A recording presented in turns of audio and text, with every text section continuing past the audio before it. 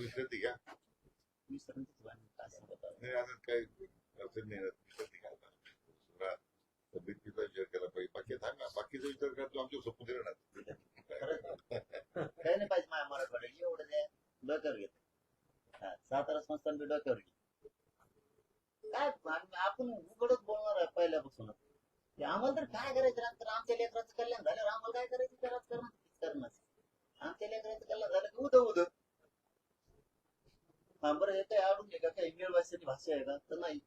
हे 1.5 वर्षापासून हे म्हणतोय म्हणजे आपले फडणवीस साहेबाला सुद्धा हेच राजकारण करा, तुम्हीच खुर्चीवर राहा, तुम्हीच मजा करा, काय देणे घ्या. पण समाजाचं मला द्या. पण मग ते ताणायचं कशामुळं? हो हो नाही नाही, हो हो नाही नाही, असं व्हायचं. बंधन असतात त्याच्यामध्ये. काय असतं की आपल्याला ती कल्पना आहे सगळ्या बाजूने कसं ते काऊर असतं. नाही आता ते बी बदलले, बरं झालं तुमच्यामुळं, चांगलं झालं. मग तसं नाही काय सकारात्मक आहे. सकाराम नाही तुकाराम नाही, तुम्हाला काय सांगा आमचा केस पडाय ते एक नोंद द्या ना, नुसतं म्हणते सकाराम. काहीच नकारात्मक चर्चा मी ऐकलीच नाही हो साहेबांची. एकदा म्हणले नकारात्मक चर्चा, काय सकारात्मकच म्हणते आणि व्हायना तेच. ते बरं झालं तुमच्यामुळं व्हायना दुरुस्त, पोळी चांगली लागायला लागली बस. लेकराचं हे नका लोक कशाला भुकालेले नाही. गरीबात आम्ही रोज येतो, तुम्ही पण तुमच्या पद्धतीनं, पण आम्ही वेगळ्या पद्धतीने. तुमच्या कशी जे मांडायचं नाही ते आमच्या कशी मांडलं जातं गरीबात. त्यांना तुम्ही एखाद्याला आमदार करा, एखाद्याला नगरसेवक करा, आणि त्या नगरसेवकला तुम्ही महापौर करू नका सोडच. एखाद्या आमदाराला मंत्री करू नका सोडच. पण गरीबाला जर दिलं ना ते मोरूच तरी उपकार विसरत नाही, मोरूच तर. अशी गरीबाची शिष्ट आहे. मी 2 वर्ष झाला हाताळतो. मी नुसतं दिलं इमानदारी, फक्त कुणाच्या रुपयाला हात लावला, कुणाचं पद घेतलं नाही. मला आणखीन कधी विसरा नाही. एक किंवा मुंबई म्हणलं की मुंबई, जाम म्हणलं जाम, नको म्हणलं की मागे. ही परिस्थिती सत्यच सांगतो मी. आणि माझ्या बोलण्यात ती तळतळ सांगतो तुम्हाला की माझ्या गरीबाचं काय करायला द्या. आणि ते डगर घेऊन नसत्या माणसं. तुम्ही म्हणता ओबीसी तुमचा आहे, मराठा तुमचाच होईल.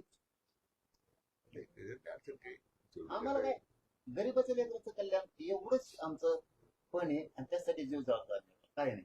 आज काय राहिलं नाही, चालता येत नाही, उठता येत नाही, सारखी पोटात आग येते मायल्यापासून, तरी समाजाचंच गेले. तुम्ही यायचं म्हणलं बरं झालं 4 शब्द आमचे समाजाचे सांग. मग डोक्यात असलं का दुसरं साधायला बघू काहीतरी, मोपलं जमन का, मग थोडं चिटकायला आहे का जागा, फाळ का हाणता येईल का. मी आला माणूस मोगा संजय शेतात साहेब आहे, मी समाजाच हित साधलं. म्हणलं ते घरी पटापटा करायचं सांगा. त्याने तुला डोक्यात म्हणून घेतलं का तरी बाबा भेटायला यावं का नाही. आलं की समाजाचं सांगतो तुझं काय चाललंय, तब्येत कशी आहे. त्यांनी लगेच आता प्रधान सचिव कोणतरी कांबळे साहेब आता ते म्हणलं मला आता आधीच काढ म्हणे. आता पाहिजे की व्हॅलिडिटी पुऱ्या दिल्या पाहिजे, कशामुळे रोखून टाक करून काय पाहिजे. पहिल्यापासून चूक झाली. व्हॅलिडिटी कमिटीला कॉन्स्टिट्युशनल पॉवर देतो. कॉन्स्टिट्युशनल पॉवर मध्ये डायरेक्शन देत येतं. आणि आपलं एकच राज्य आहे, त्यांनी हे ओढून घेतलेलं आहे. तरी पुढे प्रसंग घटना घडली, नंतर मग सुप्रीम कोर्ट आपण लिखित मागच्या काही वर्ष त्यावेळेस समिती करतो. बाकीच्या राज्यांमध्ये प्रांतालाच अधिकारी अशी काही समिती नाही. मग आता आम्ही असं या चर्चेत आमच्या आज ठरलं की आपण एकदा परत फिरतापासून पाहू काय दिलं, काय अडचण नाहीये. परत आपण डेलिगेट करून प्रांताच्या लेवलवर डेलिगेट करू, म्हणजे मग गरजेची होते. आपल्याला पण थोडा आधार घ्यायलाच लागणार आहे असं वाटतं. बघा वाटत नसेल तर हरकत नाही. आपल्या नागपूरच्या पंजाब साहेबांनी शक्य वाटलं तर म्हणतो, माहिती द्यायला सांगतो तुम्हाला शक्य वाटलं तर. आणि ह्या विषयी गॅझेटियरचा जर मागासवर्ग आयोगाकडे बी जाण्याचं काही त्याच्या संदर्भानं असेल तर शिंदे समितीकडून सरकारकडे आणि सरकारकडून मागासवर्ग आयोगाकडे देण्याची आवश्यकता असेल तर अशात देऊन घ्यावा. म्हणजे ते मी त्या दिवशी व्यासपीठावर पण सांगितलं तुम्हाला ध्यान राहायचं नाही म्हणून. आणि आपण आणि आता विश्वास टाकलाच म्हणून आम्ही व्यासपीठ शब्द दिला. आता विश्वास टाकला फक्त मराठीचं कल्याण करून टाका. बघा मग कसं तुम्हाला संधी आली, परत अशी संधी आली तुम्हाला ओबीसीचं पण काढायचं नाही. बघा संधी कशी, कारण याची टिअर येते नोंदी तुम्हाला घ्यावंच लागणार आहे. आणि ओबीसी जरी असला तरी ते मंत्री जरी असलं तरी त्यांना नोंद म्हणल्यावर द्यावा लागणार. तसं ती संधी तुम्हाला आहे. नोंद हा गॅजेट द्यावं लागत. तुमचं देत नाहीत आम्ही, पण गॅजेट द्यावं लागते. हैदराबादचं द्यावं लागत, सातारा संस्थांचं द्यावं लागत, कारण तो सरकारी दस्तावेज. ती बोलायला जागा आहे, त्याच्यामुळे गोरगरीब ओबीसींना कळतं. राहिला नेत्याचा इन्फ्लुएन्सचा विषय, ते काय आता ते म्हणणारच आहेत काही. पण समजा तुमच्या शेजारी आमचं जर 3 एकरचा सातबारा तुम्हाला द्यावाच लागला वावर आमचं. ते मला माहिती काय की आपण प्रक्रिया आता सुरू केलेली आहे. हे कसं शब्दाकडे आपण पुढे नेता येईल आपण करू. तर आली अडचण आपण संपर्कात राहतोच आहे. पण आपण म्हणणारच नाही सर. मी अडचणी तेव्हा सरकार नाही. अडचणी तेव्हा आम्ही यावं किंवा ओबीसी त्याचं त्या म्हणणारच नाही. सरकारी अडचण नव्हती. प्रक्रियेमध्ये काही वाटलं एखादा टेक्निकल म्हणतात तो आपल्याला रिझॉल्व्ह करता येईल. काही चालतं. असं काही एकदम असं वॉटर राईट नाहीये की आता इकडे हालायचं तिकडे हालायचं असं काही नाही. कारण मग बोलता होता आपण मला म्हणलंय पात्र नको. दोन शब्द बदललेच नाही. तिने काय असं याचं म्हणलं तर काय ती येऊन सांगतील बदलून घ्यावा. आणि पण हे विषय तुमच्यासाठी परत परत ते सांगतो इतकं सोपं आहे. गॅजेटेड सरकारी दस्तावेज म्हणून लोड नाही द्यायला. तुमच्यासाठी सोपी प्रक्रिया आहे. म्हणजे सगळं मन जिंकता येते, सगळ्यांची मन धरून मन जिंकता पण. आणि ते असून मिळालं म्हणलं चीड वाढायला लागली समाज. आम्ही सांगतो ना 50 बऱ्याच संभ्रम निर्माण नका करू. जरी काही मुली तिथे चुकलं असेल तर आम्ही समाजासाठी आणि त्या माणसानं एवढ्या मोठ्या माणसानं व्यासपीठावर शब्द दिला की चुकल काही एखादा अर्धा शब्द तर सुधारणा करूनच यार मध्ये सुधारित तरी बरोबर राजकारण कशात जास्त सगळ्या करतं सगळ्या लोकांना आवडते चर्चा करू. आता आपण पुढे गेलेलो आहे ना, चुकीचं बरोबर काय ते काय ठरविल ना. बरं जरी सरकार चुकलं, मी समाज सोडून सरकार कोण कसं बोलन मग? मी समाजासाठी सरकारला सोडून देऊन सरकारला धरेल घरी. काही नका करू, बस आमचं तेवढंच म्हणणं आहे. हे संस्था हैदराबाद कल्याण करून टाका लोकांचं बस. काळजी घ्या, तब्येती शांततेने घ्या. डॉक्टर साहेब काळजी मी बिंदास्त आहे. रेकॉर्ड आला आधी आमचा रेकॉर्ड आमचं आरक्षण असून आंध्रात आमचं महाराष्ट्र सरकार इकडे असून आमची नोंदच नव्हती. कमीत कमी काल तुम्ही आले किंवा शिंदे साहेब असतील किंवा आपले फडणवीस साहेब असतील यांच्यामुळे कमीत कमी ते जे होऊन हा ते करू रेकॉर्डला तरी आमचं गॅजेट आलंय आताशी 75 वर्षात. आम्ही काय त्या दिवशी 3-4 दिवस मुख्यमंत्री आणि रात्री बसायचो, चर्चा करायची. हळूहळू मार्ग निघत गेला. त्यांनी मग ह्या गोष्टी केल्या कशा करायच्या सांगितल्या त्याप्रमाणे बरोबर ते होत गेलं. म्हणजे बारकाईने लक्ष घातलं आणि याच्या आधीच लक्ष घालायला पाहिजे. बारकाईने लक्ष नाही मोठे निकाल करतात सगळं ते आपला गैरसमज असतो कधी कधी. प्रत्येक पण आम्हाला संडास लागलं आधी नाही त्यांची भूमिका पहिल्यापासून चांगली आहे. मी इतक्या वर्ष काम करतो 3-4 वर्षापासून. आम्ही चांगलंच म्हणतात ना मग, पण आमचं व्हायना म्हणतात ना हे प्रॉब्लेम. आता रस्ता की आता कस काय जुळलं कुणाला नाही पण जुळलं खड्डे कुठे भरून निघले डांबले. तुम्ही माहित आहे आता हेच महत्वाचं राहतं. मुख्यमंत्री साहेबांनी दादांच्या पक्षावर समिती करून केलं.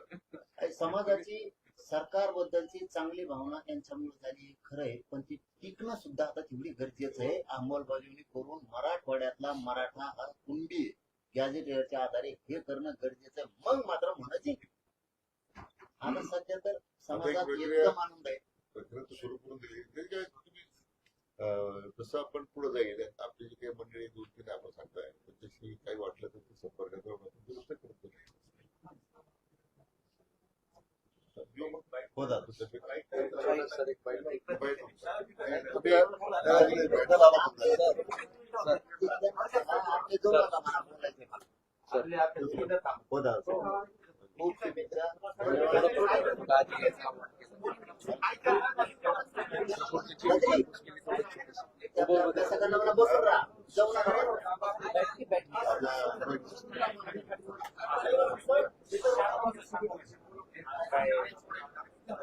आज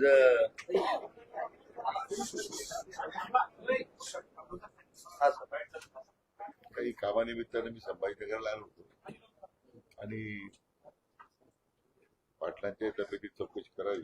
कारण 7-8 दिवस त्या आंदोलनामुळे त्याची तब्येत खालावली होती.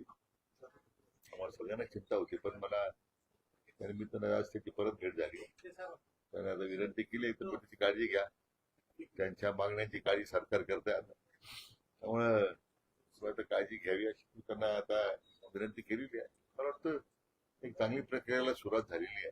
त्याच्यातून एक चांगल्याच पद्धतीने उद्याचे निकाल येतील अशी मला खात्री आणि त्यांना असं आहे की तुम्ही एकमेव मंत्री आहात त्यांना त्यांचे उपोषण सोडवताना दुसरी चक्कर मारावी लागली नाही. मात्र तुम्ही जो जी आर दिलाय त्यावरनं संभ्रम निर्माण काही लोक म्हणजे संभ्रम निर्माण होतोय का, आणि होत नसेल तर तो, आणि होत असेल तर तो का केला जातो?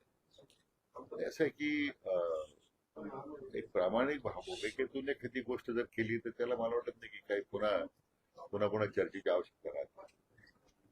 राज्याचे मुख्यमंत्री मान्य देवेंद्रजींनी ही जबाबदारी माझ्यावर सोपवली आणि सातत्यानं या प्रक्रियेमध्ये जे काही आवश्यक ज्या गोष्टी करायच्या, निर्णय करायचे, तर त्यांच्या माध्यमातून आणि त्यांच्या चर्चा करून मार्ग आपण बऱ्यापैकी निघालाय. पण मला असं वाटतं की आता निर्णय सरकारने केल्यानंतर त्याच्यावर काही मंडळी भाष्य करतात, याचं मला मनस्वी दुःख आहे. कारण शेवटी ही काही मोठ्या संघर्षातून आता काही गोष्टी आपण मिळालेल्या आहेत. केवळ 4 भिंतीमध्ये बसून त्याच्यावर टीका टिप्पणी करणं काही उचित नाहीये. काही संभ्रम असतील तर त्यांनी, म्हणजे मी त्या उपसमितीचा अध्यक्ष आहे, माझे कधी दार खुले आहेत त्यांच्याकरता. ज्यांना शंका असेल त्यांनी माझ्याशी चर्चा करावी, त्यांना काय या JR बद्दल शंका असेल ते बोलावं. पब्लिक डोमेन मधून जाऊन जाहीरपणे काही लोकांच्या मध्ये संभ्रम निर्माण करण्याचं कारण नाही. आता 5-6 दिवस आंदोलन चालू होतं, तरी व्यासपीठावर जाऊन बोलायला हरकत नव्हती की आम्हाला हे मान्य नाहीये, तिथं दुरुस्त करता आले असते. किंवा मी 5-7 दिवस आमची उपसमिती मुंबईत रोज बैठका होत्या आमच्या उपसमितीच्या, कधी मला विनंती केली नाही किंवा विनंती करण्याची गरज नाही. आम्हाला भेटायला यायचंय, आम्हाला चर्चा करायची. आम्ही कधी काही त्रुटी आहेत का, काही त्रुटी आहेत का ज्या त्रुटीवर आता सुद्धा म्हणाले की आपण बसूयात परत, म्हणून ते टीका करतायत? आमच्या कुठल्याच त्रुटी नाही आहेत, पण अंमलबजावणी करताना जर वाटलं की एखादी गोष्ट आपल्याला पुढे माग करावं लागेल तर आम्ही तयार आहोत. हे सगळे विचारपूर्वक आपण निर्णय केलेला आहे. मला वाटतं समाज बांधवासमोर आपण सरकारची भूमिका मांडलेली कमिटमेंट दिली आहे. हे मतदान सुरू असताना आज देवेंद्र फडणवीस असं म्हणाले की हा जो GR काढलेला आहे आरक्षणाविषयीचा तो सरसगट साठी नाहीच, आणि DCMची पण तीच भूमिका होती शिंदे की पण आणखी थोडा वेळ लागेल. असं आहे की लोकांना एकदा समजू देत काय तो GR आहे, तर काय त्याच्यात काय फलनिष्पत्ती होणार आहे. एकदा कामाला सुरुवात झाली की मग लोकांना जे अभिप्रेत ते समजेल. आता कोणी संभ्रमात नाही. मी त्या समितीचा अध्यक्ष म्हणून सांगतो, कोणी संभ्रमात नाही. पण मुख्यमंत्री असं म्हणाले की सरसकट होत नाही असं. हा GR गोष्ट असं आहे की गॅझेटियर मध्ये ज्या गोष्टी आहेत त्याप्रमाणे कार्यवाही करते ठरलेलंच आहे. ते काही तुमच्यात माझ्या इच्छेचा प्रश्न नाही ना. ज्या गोष्टी जिथं रेकॉर्डवर आहेत तर ते काही तुम्ही नाकारणार नाही ना. पण मला वाटतं याच्यावर आता आणखीन फार काय की म्हणजे आंदोलनात सहभागी व्हायचं नाही, चर्चेत सहभागी व्हायचं नाही, आणि सरकार निर्णय केल्यानंतर त्याच्यावर टिप्पणी करायची. आता हा मला वाटतं या मंडळींनी माझ्या मित्रांना आमच्या समाजाचे आव्हान आहे की आपण थोडं थांबवलं पाहिजे. तुम्ही I am open to discussion. केव्हा आमच्याकडे या. सहकारी पण नाराज आहे, तसं पण चित्र आहे. नाही सर, मला माहिती. पण शिंदे साहेब असं मी म्हणाले आणि- की एका GR ने प्रश्न सुटत नाही. ते सांगतो ना, ही निरंतर चालणारी प्रक्रिया आहे. इतक्या वर्षाच्या मागण्यांच्या संदर्भात सरकारने कॉलपूट टाकले. जशा पुढे अडचणी येतील तसं आणखी त्या दुरुस्ती करता येईल. काही आणखीन पुढे मार्ग काय दिसतो का? कारण किती वर्ष झाले आपण बांधतो या विषयामध्ये. आणि उलट मी सकाळी भुजबळ साहेबांच्या बाबतीत बोलत, ज्येष्ठ नेते आहेत. आज राज्यामध्ये ओबीसी समाजाला सुद्धा आरक्षण देताना, कारण मराठा समाजाने पुढाकार घेतलाच नाही. मराठा समाजाने पुढे आरक्षण द्यायला ओबीसी सुद्धा काही बाहेरून चुकून आलो. म्हणून मला वाटतं आता ओबीसी मराठा असं करण्यापेक्षा आता ज्या लोकांचे त्यांचे अधिकार आहेत ते आपण द्यायला निघालेलो आहोत. सगळ्यांनी मला वाटतं प्रत्येकाने एकमेकाला सहकार्य केलं पाहिजे अशी भावना आहे. पण सरकारनं फसवणूक केली आणखी आता चर्चा सुरू झाली. सोशल मीडियावर तर सगळे सोशल मीडियावर सगळी लोक ज्यांना वाटतं त्यांना मी काय करू शकत. ज्यांना संधी होती माझं प्रदर्शित करायला त्यावेळी त्यांना वेळ मिळाला नाही. त्यांना विचारा, मला त्यांना प्रश्न विचारायला, तुम्हाला कोण थांबवलं का? त्यावेळेस सरकारी चर्चेदार काही बंद केले तुमच्याकरता? तुमच्या आंदोलनाच्या ठिकाणी तुम्ही जर काही भाषणं केली असती, मतं मांडली असती, ती काही पाटलाने काही तुम्हाला नकार दिला होता का? आता तुम्ही नंतर मतं व्यक्त करून आपली शंका व्यक्त करायच्या आणि लोकांचा भ्रम निर्माण करायचा, हे उचित नाहीच आहे. तरी माझी त्यांना विनंती सगळ्यांना आहे, सोशल मीडियावर काम करणाऱ्या लोकांना किंवा काय, की तुम्ही या ना माझ्याकडे चर्चेत. Any time you can come. मी काही दरवाजे बंद केलेले नाही. समाजाच्या मनामध्ये कुठल्या प्रकारची शंका राहू नये हीच भूमिका माझी आहे. संजय राऊत एक प्रश्न विचारा. संजय राऊत असं म्हणाले की हे शिंदेच्या खांद्यावर बंदूक ठेवून फडणवीसांचं आंदोलन हे याच्यासाठी केले फडणवीसांना टार्गेट करायचं. मला वाटतं सर्व संजय राऊतांना तुमच्या माध्यमातून त्यांना काहीतरी काम द्यावं चांगलं. म्हणजे काय होईल, महाराष्ट्राचं काहीतरी जरा बऱ्यापैकी